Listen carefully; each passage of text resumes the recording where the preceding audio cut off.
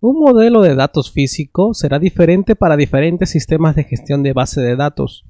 Sistemas de gestión de base de datos, por sus siglas SGBD, son programas en el cual vamos a poder administrar, crear, borrar, modificar bases de datos relacionales.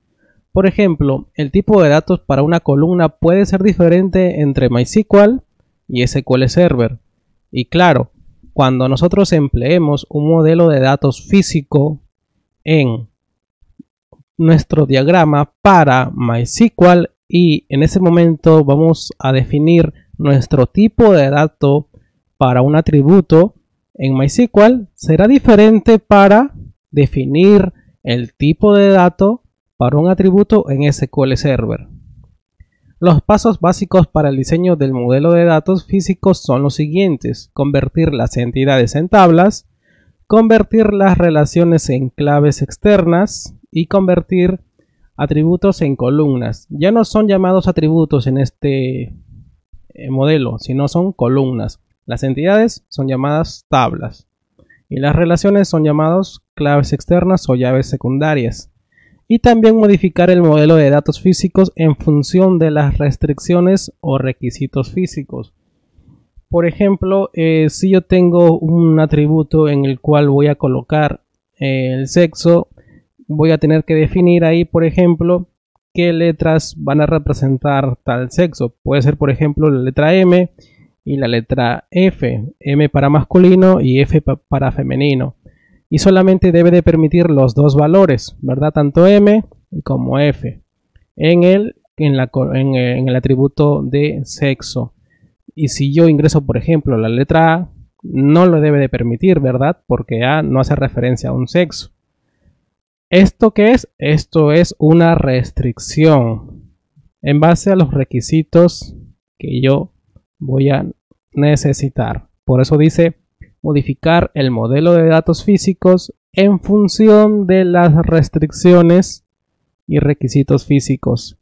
En el modelo de datos físicos voy a tener este tipo de representación gráfica.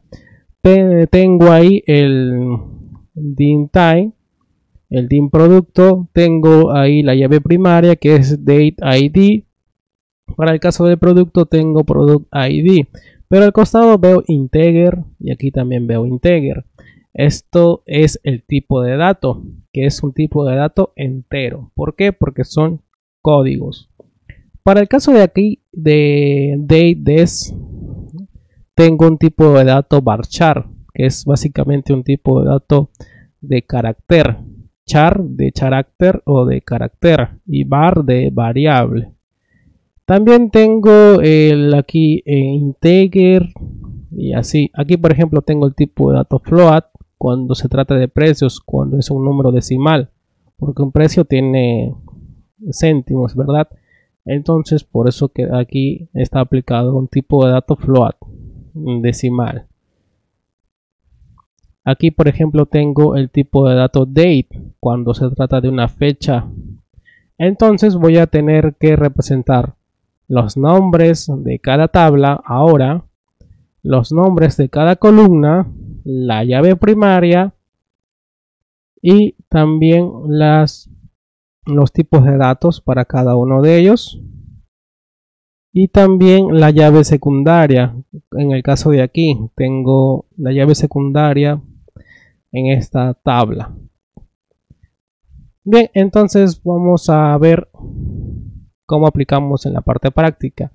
Para esto ingresamos a Visual Paradigm. En este programa ya teníamos realizado un modelo de datos conceptual, pero necesitamos un modelo de datos físico. Diagrama, nuevo diagrama. Aquí está, o si no también lo podemos buscar con Entity. Doy doble clic, uno en blanco, borro y escribo aquí modelo de datos físico. Le doy en OK. Elijo el modelo físico que está aquí por defecto. Y agrego mis entidades, que serían ahora tablas. Tengo la tabla alumno, Voy a colocar de esta forma, guión abajo, alumno, guión abajo. Voy a agregar otro, guión abajo, matrícula, guión abajo. ¿Por qué estoy colocando guión abajo? Es porque yo ya había creado una entidad alumno y una entidad matrícula, solamente por ello. No tiene nada que ver aquí los guiones abajo, solamente por un tema de que para que me deje escribirlo, no para que me deje crearlo.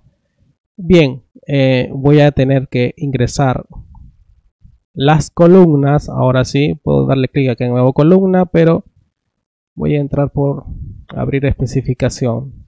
En la columna voy a tener que darle ADD. En esta parte de acá voy a tener que ingresar el nombre de la columna, el cual sería código de alumno, ¿verdad? Aquí tengo el tipo de dato, en el cual tengo una lista de los tipos de datos. Por ejemplo, si voy a hacer una base de datos, un modelo de datos físico para MySQL, aquí los tipos de datos van a cambiar si voy a emplear para MySQL. Si voy a emplear para SQL Server o Microsoft SQL Server, serán los tipos de datos distintos. ¿Por qué? Porque manejan distintos los tipos de datos. Entonces, aquí tengo los tipos de datos.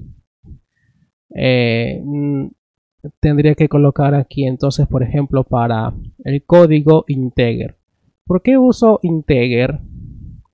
Es porque si te das cuenta, en un código, por ejemplo, digamos que mi código para el alumno sería el 1.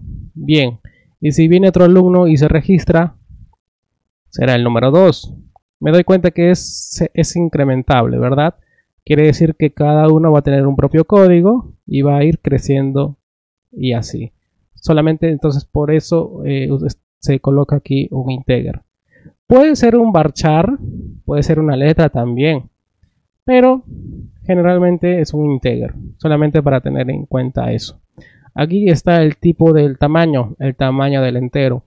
Por ejemplo, si yo ingreso 2 dígitos, o no, para 2 dígitos, simplemente voy a tener que, o va a alcanzar, o va a tener la capacidad para los números hasta el 99, ¿verdad? Del 0 al 99, porque son de 2 dígitos. Si tengo un código con el número 100, ya no, ¿verdad? Entonces aquí está el tamaño de longitud o el tamaño de dígitos si estoy utilizando para el tipo de dato entero. ¿Qué más? En la parte de abajo veo aquí para colocar un valor por defecto. Digamos que esto de aquí es un campo que tenga que ver con notas. Digamos que la columna se llama notas. Entonces esta columna, si yo lo creo, el valor por defecto, ¿verdad? Que va a ser registrado automáticamente será de la nota de 0. ¿Por qué? Porque no ha llenado notas, ¿sí o no? No puede estar en blanco porque una nota no puede ser nulo, no puede estar en blanco. Sino que cuando yo vaya a emplear por defecto, puedo darle el valor de 0. Pero aquí como es un código de alumno, no. Simplemente lo dejo vacío. Solamente para tener en cuenta para qué sirve el valor por defecto. En la parte de aquí abajo tengo único o usar index. En el caso de aquí voy a utilizar llave primaria. Así que este código de alumno es la llave primaria. Y si me doy cuenta, por defecto aparece deshabilitado el nullable. ¿Nullable qué viene a hacer? Viene a ser para permitir los valores nulos. ¿Y qué es permitir un valor nulo? Es permitir que en el campo o en la columna algunos registros estén en blanco. Entonces, una de las reglas, si recordamos, una de las reglas en una llave primaria es que la llave primaria no debe de ser o no debe de estar en blanco. Esa es una de las reglas. En el caso de aquí de único, es para generar esa especie de números autogenerados o autoincrementables. Por ejemplo, si yo registro a un alumno con el código de alumno 1, el siguiente que vaya a registrar, automáticamente se va a colocar el número 2. Y esto lo va a hacer la misma tabla. Automáticamente lo va a entender así. Esto siempre y cuando esté habilitado el único. Si no está habilitado, al siguiente alumno yo voy a tener que escribir manualmente el número 2, el número 3, el número 4 y así. Pero si quiero que simplemente automáticamente lo haga, ese autoincrementable, autoincremento, entonces voy a tener que darle clic aquí a único. Lo voy a dar clic aquí para que sea autoincrementable. Simplemente le doy OK, agrego otro. Aquí en la parte escribo paterno. De igual forma, aquí tengo el tipo de dato entero, no es un texto, ¿verdad? Voy a tener que bajar y elegir el tipo de dato varchar. Aquí por defecto me da el tamaño de 255. 255 ¿qué? Caracteres. El espacio es un carácter, a tener en cuenta, ¿no? Una letra es un carácter. Entonces, para un apellido paterno 255 quizás es demasiado. Entonces voy a tener que escribir aquí, por ejemplo, 50 o 30. Esto se hace para reducir el tamaño de nuestra base de datos. Si le dejamos en 255, entonces por defecto va a darle ese tamaño de campo. Pero si los valores no van a ser de esa cantidad o aproximada, será demasiado. Entonces voy a usar el tamaño de 30. Incluso 20 podría ser, pero voy a usar 30. Es el tamaño de caracteres, el tamaño de longitud de caracteres. ¿Es llave primaria? No, porque dos personas se pueden llamar igual, ¿verdad? Ahora aquí en nulable recordar que es la opción para que permita valores en blanco. Cuando yo voy a registrar a un alumno, este alumno sí o sí debe de tener un apellido paterno, sí o sí debe de ingresarlo. Sí, ¿verdad? Entonces esto de aquí debe de estar deshabilitado. Ok. Y vamos a agregar otro. ADD materno. Y de igual forma. Varchar. Le voy a poner 30.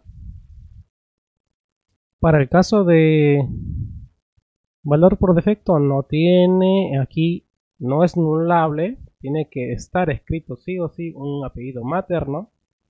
Y darle OK. Vamos a ingresar otro. En nombres.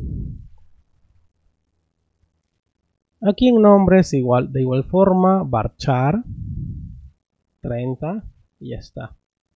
Nulable, no es nulable. Porque sí o sí debe de ingresar el nombre también. ¿En qué casos puedo usar el nulable? Por ejemplo, si la tabla se llama cliente y aquí escribo el campo root, ¿debo de usar nulable? Quizás sí, porque no todos tienen un root, ¿verdad? Entonces, como no todos tienen un root, en algún momento va a estar en blanco. Y si yo voy a permitir que los datos estén en blancos, porque puede pasar que no tengan root, pero aún así quieren registrarse, ¿no? Entonces, debo de dejar nulable. Es un ejemplo nada más. Le voy a dar cancelar. No. Ya está. Tengo entonces aquí el código de alumno, paterno, materno, nombres, integer, varchar, varchar, varchar.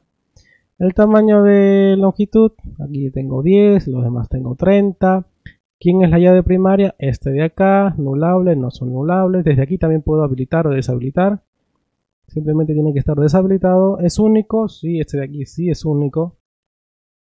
Y está bien. Le voy a dar clic en OK. Y como me doy cuenta, está representado de esa manera. Aquí en el programa de Visual Paradigm, cuando es único lo representa de esa forma. Y cuando es una llave primaria, como una llave primaria, una llave de color amarillo. Muy bien, entonces me faltaría para el caso de matrícula. En matrícula, de igual forma, clic derecho, abrir especificación, clic acá. En la parte de ADD voy a darle clic para agregar una nueva columna. Escribo código de matrícula entero, sí, en tamaño 10 también. En la parte de incluir llave primaria, sí. Ok, debe de ser único. Voy a darle clic aquí también en único para que sea automáticamente incrementable. Ok, agregar. Coloco fecha. En el caso de la fecha voy a colocar otro tipo de dato. Como es fecha, voy a usar el tipo de dato de date. Lo busco. Aquí tengo el tipo de dato date. Y bien, no es llave primaria. La fecha debe de permitir valores en blanco. En este caso lo voy a dejar, pero ya sabemos para qué sirve el nullable. Para no permitir, si está deshabilitado, no permite valores en blanco. Si está habilitado, permite valores en blanco. Ok. Agrego otro. Descripción. En la parte del tipo de dato, coloco varchar, porque va a ser un texto. Si es una descripción, puedo darle quizás el tamaño de 100 caracteres. Y en la parte de acá, puede ser nullable, sí, puede estar en blanco. Y vamos a darle clic en OK. Ahora le doy clic en OK. Y ya está. Bien, ya tengo mi otra tabla ahora, matrícula y la tabla alumno. Ambas tablas tienen una llave primaria, las tienen. Tienen otros atributos también. Pero ahora en la relación, ¿cómo hago? Bueno, en la relación aquí vamos a tener una relación de 1 a 1, relación de 1 a muchos, relación de 0 o muchos a 1, una relación de muchos o 0 a 0 y muchos.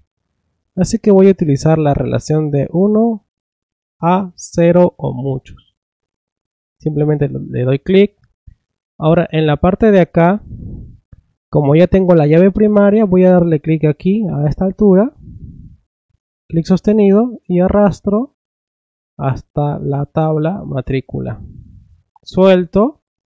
Y me va a salir un cuadro de diálogo en el cual me va a decir o me indica la llave foránea que va a crear. Obviamente tiene una referencia. ¿Qué pasa? Que cuando yo relacione dos tablas, lo que pasa es que la llave primaria que está aquí viaja a la otra tabla. Quiere decir que la llave primaria código de alumno va a viajar a la tabla matrícula, pero ya no va a ser una llave primaria, sino va a ser una llave secundaria, una llave foránea. Entonces aquí me dice, muy bien, en la tabla alumno yo tengo una llave primaria, ¿quién es el código del alumno? Muy bien, pero cuando esté aquí va a ser una llave foránea, un foreign key. ¿Dónde? En la tabla matrícula, aquí. Y aquí me dice, ¿quieres que nosotros vamos o generemos la llave foránea? Si le dejo por defecto, lo va a generar. Si le doy clic aquí, yo puedo elegir cuál de estos atributos, en este caso ya son llamados columnas, va a ser la llave secundaria. ¿Código de matrícula va a ser la llave secundaria? No, este de acá tampoco. Pero yo puedo crearlo. Sí, pero también puedo generarlo o lo puedo generar automáticamente. Es mucho más rápido, ¿no? Y más práctico. Entonces le voy a dar en generar por defecto una columna. Le doy OK. Y lo que va a pasar es que me ha creado una llave secundaria. Me dice que viene de la tabla alumno y cuál es el código de alumno. Por un tema de comodidad, simplemente acá le voy a dar doble clic y voy a borrar esto de acá. Sí, es solamente lo que está aquí. Doy doble clic y esto de acá lo quito. ¿Para qué? Bueno, para tener un poco mejor representado la llave secundaria. Puede estar como hace un momento, sí, puede estar, no hay problema. Pero de esta forma lo voy a tener en cuenta. Tengo la llave primaria, código de alumno, que ha viajado a la llave, que ha viajado a la tabla matrícula como llave foránea, llave secundaria. Entonces ya tengo mi relación de 1 a 0 y muchos, tal como me indica en la teoría y he aplicado en la práctica. Coloco una nota en la parte de arriba como modelo de datos. Modelo de datos físico. Y bien, está mi modelo de datos físico para las tablas alumno y matrículas.